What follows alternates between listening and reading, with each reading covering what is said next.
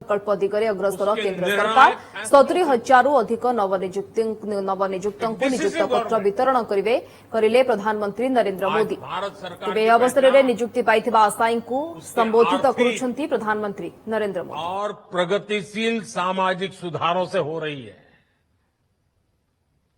Global एजेंसियां लगातार इस बात को घोषित कर रही हैं, अनुमान लगा रही हैं और विश्वास से कह रही है कि चाहे हाईवे का निर्माण हो या रेलवे का, ईज ऑफ लिविंग की बात हो या फिर ईज ऑफ डूइंग बिजनेस की चर्चा, भारत पिछली सरकारों की तुलना में बहुत बेहतर प्रदर्शन कर रहा है।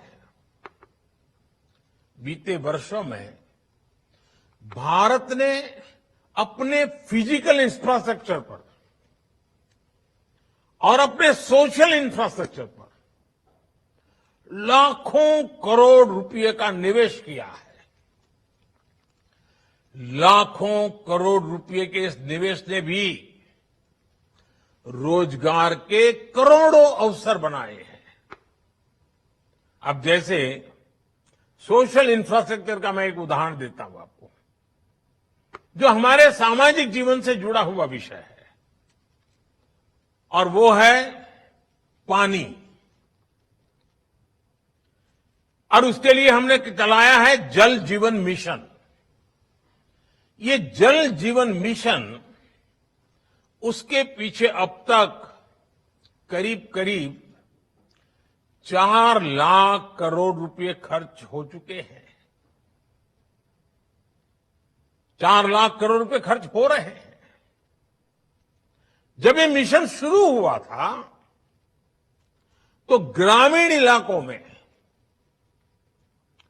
हर 100 में से, यानी 100 घर अगर गांव में हैं तो सिर्फ 15 घर ही थे जहां पाइप से पानी आता था। ये मैं एवरेज बता रहा हूं। 100 घर में से 15 घर में पाइप से पानी आता था। आज जल जीवन मिशन की वजह से हर 100 में से 62 घरों में पाइप से पानी आने लगा है और अभी भी तेज गति से काम चल रहा है। आज देश के 130 जिले ऐसे हैं। ये छोटा क्षेत्र नहीं है।